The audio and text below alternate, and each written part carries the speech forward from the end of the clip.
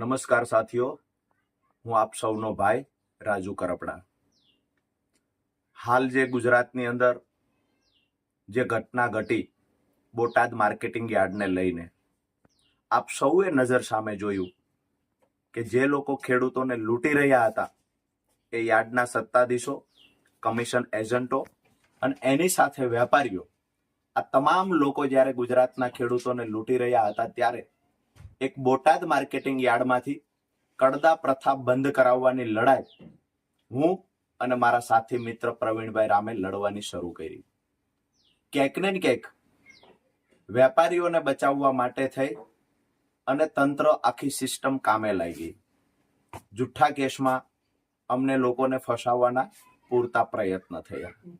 દુઃખ એ વાતનું છે કે અમારા પર ગુસ્સો હતો સત્તામાં બેઠેલા લોકોને, આ ગુસ્સો મારા નિર્દોષ ખેડૂતો પર ઉતારવામાં આવ્યો.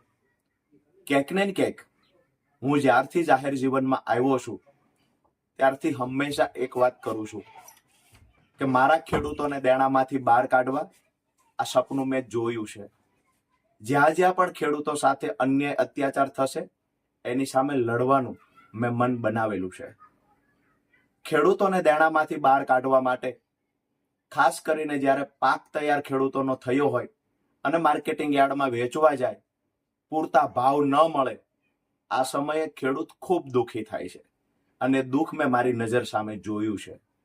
તો યાર્ડના સત્તાધીશો અને ખેડૂતોના ખિસ્સા કાપનાર વેપારીઓ સામે બોટાદમાંથી અવાજ ઉઠાવવાની અમે લોકોએ કોશિશ કરી. આજે હું વિડીયોના માધ્યમથી તમામ ગુજરાતના ખેડૂતોને એક સંદેશ આપું છું કે આવનાર સમયમાં આવતી 31 તારીખે જ્યારે માન્ય અરવિંદ કેજરીવાલજી ગુજરાતના પ્રવાસે હશે અને તમામ મારા પરિવાર સમા ખેડૂત ભાઈઓ સાથેનું સંમેલન થશે. આ પહેલું એવું સંમેલન હશે ખેડૂતોનું કે જેમાં રાજુ કરપડાની હાજરી નહીં હોય. દોસ્તો, આ સંમેલનમાં હું જેલમાં હશું. મને સ્ક્રીન પર તમે જોઈ રહ્યા હશો.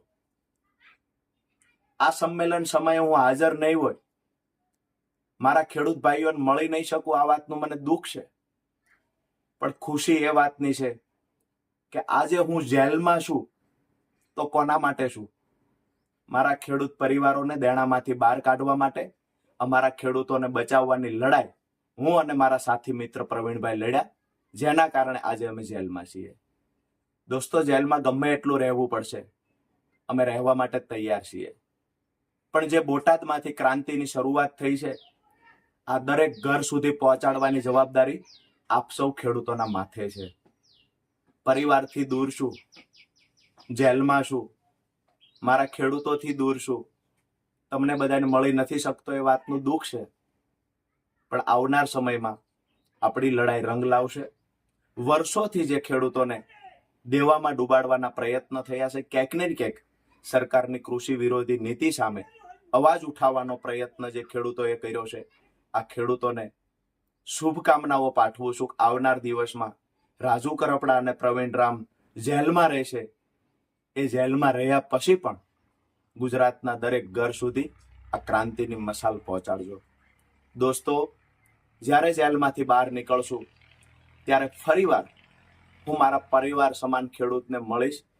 ત્યાં સુધી જ્યારે પણ તમારા ઘરમાં નાના એવા પરબ તહેવાર આવતા હોય, તમારા ભાઈને યાદ કરજો. આજે ખેડૂતો માટે લડતા લડતા જે પણ ભોગવવું પડશે એ તાનાશાહોને કહીએ છીએ કે મને જેલમાં રાખો, મારી પીઠ તોડી નાખો, મારી પર જે કરવું હોય તે કરો. પણ રાજુ કરપડાએ સપનું જોયું છે, મારા ખેડૂતોને દેણામાંથી બહાર કાઢીશ. માત્ર સ્ટેજ પરથી ભાષણ કરવા, વાતો કરનારા નેતા નથી દોસ્તો. સપનું જોયું છે એ પૂરું કરવા માટે માં શક્તિ અને ઈશ્વર પરમાત્મા અમને તાકાત આપે. તમારા બધાના આશીર્વાદ થકી આવનાર સમયમાં આ લડાઈ મજબૂતાઈથી ગાંધી ચિંધ્યા માર્ગે લડીશું. આપ સૌનો નાનો ભાઈ રાજુ કરપડા. આપ સૌના પરિવારમાં સૌ માતાઓ બહેનોને મારી યાદ આપજો અને ખૂબ આશીર્વાદ આપજો કે આ તાનાશાહો સામે ખેડૂતોને બચાવવાની લડાઈમાં ભગવાન મને શક્તિ આપે. આપ સૌનો આભાર.